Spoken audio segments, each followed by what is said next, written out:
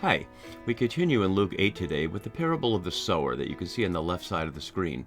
But one of the things that we have to notice right away is that Luke has taken this story, as Matthew has from Mark, and has changed it in substantial ways, making it much shorter, as we'll see, and eliminating a lot of Mark and adding some other things. Not only that, each of the evangelists places the story in their narrative in a place that's fitting for them.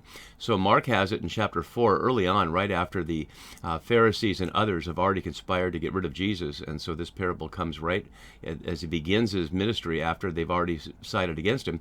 Matthew puts it in chapter 13 in a collection of parables, mostly addressed to the disciples, but not exclusively.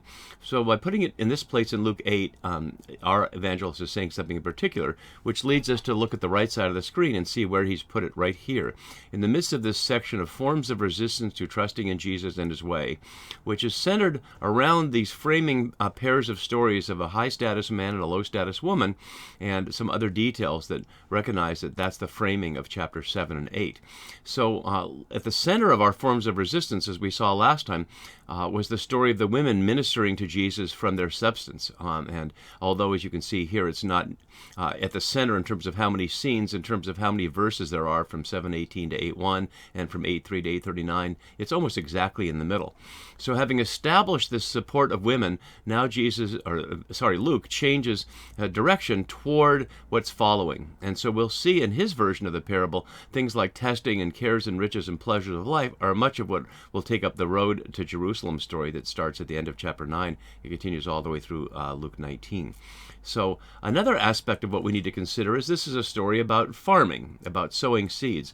And Luke's audience is almost certainly an urban audience. And an urban audience in their world would have little experience directly with agriculture any more than if you're watching this from a YouTube channel somewhere in a city, and wherever you are, you probably don't have a lot of experience in planting seeds, except perhaps in your backyard garden, but not sowing big chunks of seeds in a farm the way this story presents it here. And so for Luke's audience, the agricultural image is not nearly going to be as important in a practical way as it is for Mark in terms of the establishment of an abundant harvest, as it is for the allegorical interpretation that we'll see later in it. One of the ways that we can have a deeper sense from within Luke's gospel of who his audience is, as I've long taken it as young adult people who are being formed in the Greco-Roman educational schema known as paideia, which was teaching them not only the basics of learning, but also how to take their places as the leaders and machinery of the Roman Empire. And so Luke is trying to persuade those kind of people to switch to the way of Jesus. That is what will bring life and joy for more people. But a way we can see what Luke's about with his real audience is to look a little ahead to chapter 14 when he speaks directly to the audience and says this, or at least to the audience within the story: "For which of you, intending to build a tower, does not first sit down and estimate the cost, to see whether he has enough to complete it?" Plainly, an audience of village people and farmers, people who are sowing seeds, are not intending to build towers and have enough money to estimate the cost. And certainly we'll see other examples of that for when you throw a banquet, don't invite your rich friends or neighbors, or other examples of people like the rich fool or the rich man and Lazarus. Many rich people in this story who are not just there as an object lesson, as somebody to make fun of, but to the audience as an expression of which people in this divide between the rich and the poor do you really want to side with. So Luke is going to minimize the amount of the agricultural detail here in favor of allegorical interpretation. But that doesn't mean he doesn't use agricultural imagery throughout the gospel, as we'll look at in just a minute. So let's first look at the differences in how Luke shapes his story compared to his original source in Mark. And this little chart may look a little complicated to you, so let me walk us through it so you can see exactly what's happening. As we've been doing in other scenes where Luke borrows from Matthew, I've highlighted the parts that are unique to each evangelist in color. So the parts that are unique to Mark are in black, which is to say parts that neither Luke or Matthew use. The parts that are unique to Luke, the parts that he adds for what he got from Mark, are in blue here, and the parts that are unique to Matthew are in green here. But further, there's some other differences I've noted here. Sometimes what's singular in Mark is plural in Luke or Matthew. For example, we see singular seed here and plural seeds here. But then, surprisingly, they reverse it later in the explanation. Mark has the plural, the ones, and Matthew has the singular, the one. And Luke follows here with the ones. We don't need to worry about Matthew's differences for now, but just to highlight that that's what the underlining is about. But then there's the strike-throughs here, which are the parts that Luke Luke does not have, but Matthew does have. So I didn't copy them over here and strike through because I didn't want to make it any more confusing than it is. But what you can begin to see here is the only parts of Mark's story that Luke includes are the parts that are not bold or not struck through. So just little pieces of it.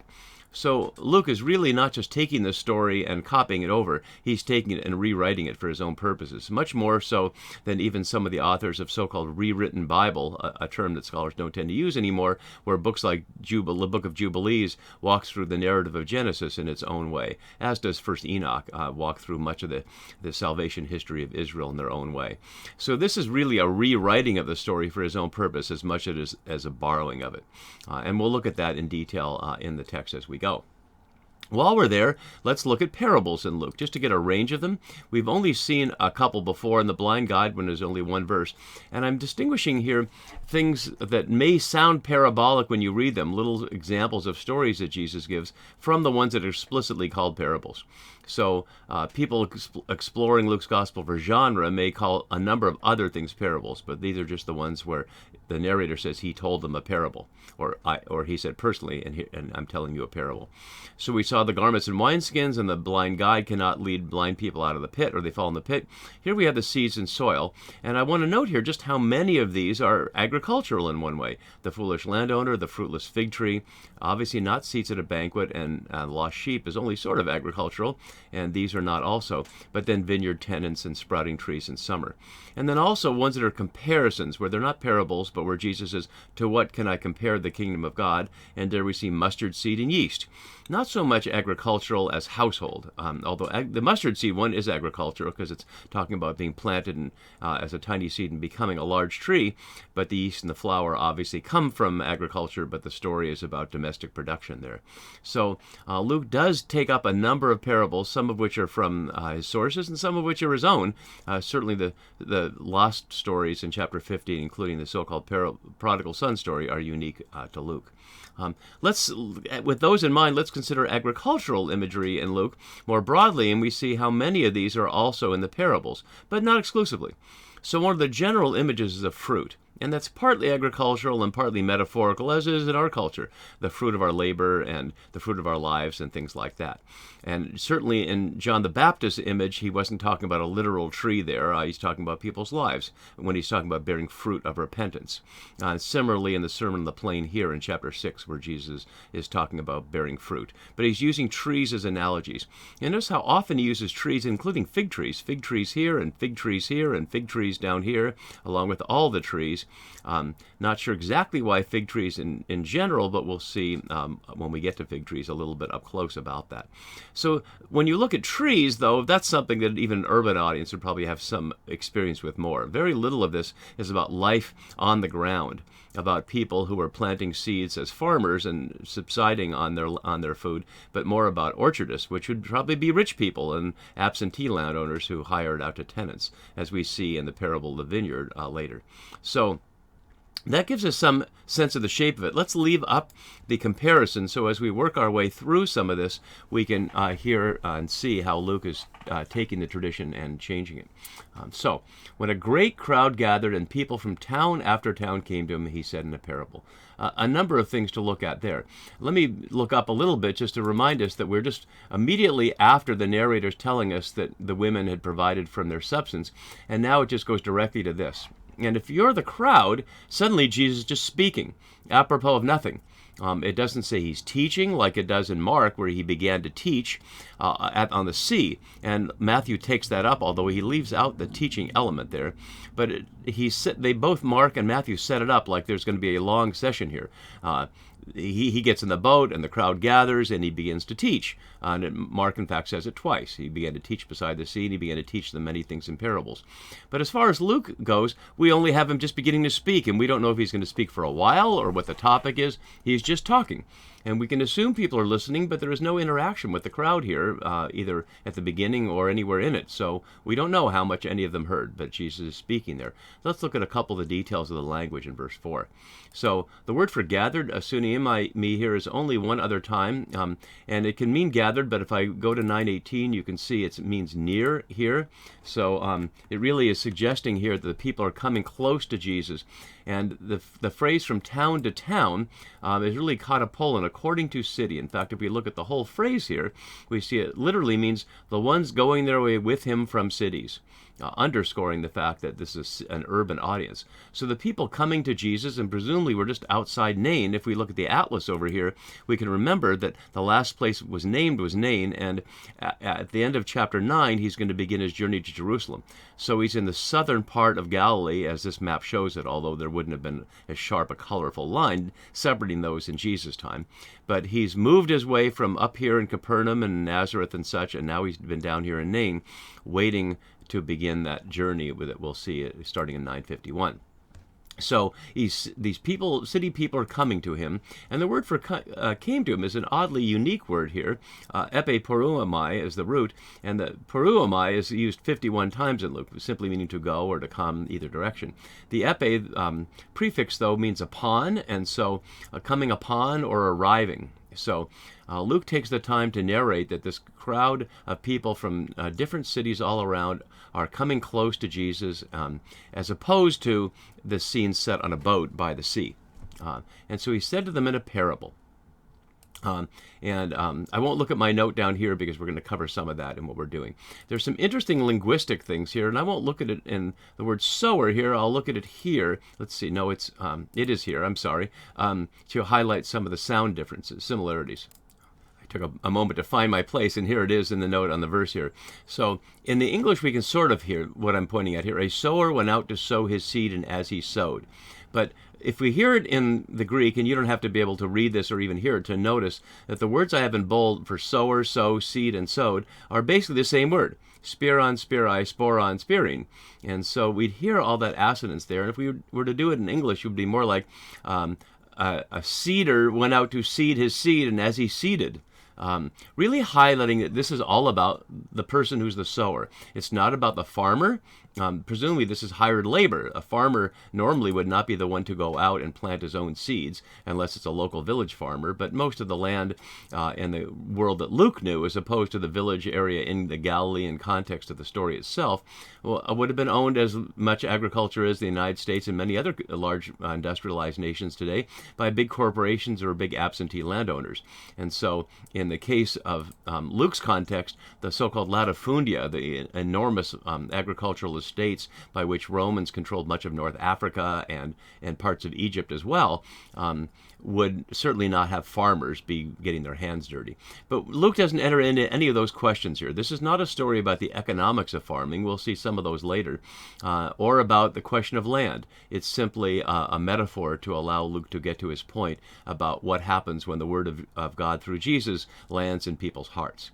And yet it highlights this sound to say it's all about seeds. It's not about farms so much. It's not about agriculture more broadly. It's just about this image of seeds. So as he sowed, some fell on the path and was trampled on. And some scholars have wondered about this kind of practice. Is this just a sloppy farmer or a sloppy sower? Why would you not just put the seeds more carefully in the soil? Seeds were expensive, and for ordinary people, including today, to be able to have enough seed either left over from last year's harvest or to buy seed is the difference between succeeding and failing on next year's crop. And there are many examples of that in the Hebrew Scripture as well. For example, when Jacob sends his sons to Egypt just to get seed in order to survive. So seeds were important, and so why would you waste it by having it put on the path? But and yet, research has shown that practices, at least in Israel at the time, would have included this. Given the climate, you would have planted in the late winter, early spring, in the wet season, much like, say, in California. And the dry season is where it just has to grow up out of the ground with very little rain and a chance for irrigation. So you'd be planting in muddy or at least moist soil and hoping that after you planted it, you'd bring your animals and plow the fields, and that would put it underground and keep from getting eaten up by the birds, as we see here. but there's no plowing described. It's just simply the sowing is described as if they just left the soil and the seed on the ground. So it's not a very agriculturally efficient method that's being described here, but for the sake of the parable, it goes along with that, as opposed to verisimilitude here to make it realistic for the audience. So some fell on the path, or literally on beside the way, which is a special term for Luke, hodon, especially in Acts, where he refers to the message of Jesus, or the way of following Jesus, as simply the way, that people become followers of the way. So this is beside the way, which is to say not in the course of things, and was trampled on. And we can note here that this is something that Luke has added. Mark, as original, had it fell in the path and the birds came and ate it up.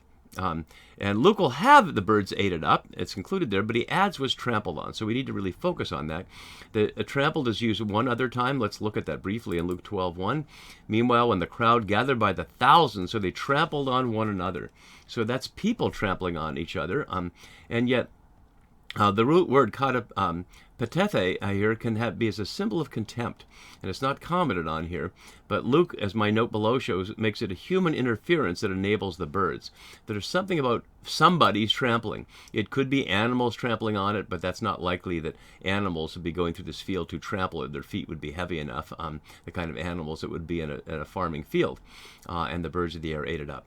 Let's pause for a moment just to look at a couple of the many images of this scene throughout the ages that have been painted, not necessarily from Luke's version, but two of these that just highlight the image that's being portrayed here. Here's a curious one from Bruegel, whose work is on the cover of my book, Come Out My People, his famous Tower of Babel collapsing painting. But this is him presenting, obviously not an image of Israel-Palestine, but an image of his world in the Netherlands, where planting on that steep hill. And here's another one which I only put in here just because it's so lovely, from Van Gogh from 1888, 3.5 centuries later, celebrating all the color of the fields, even when it's fallow.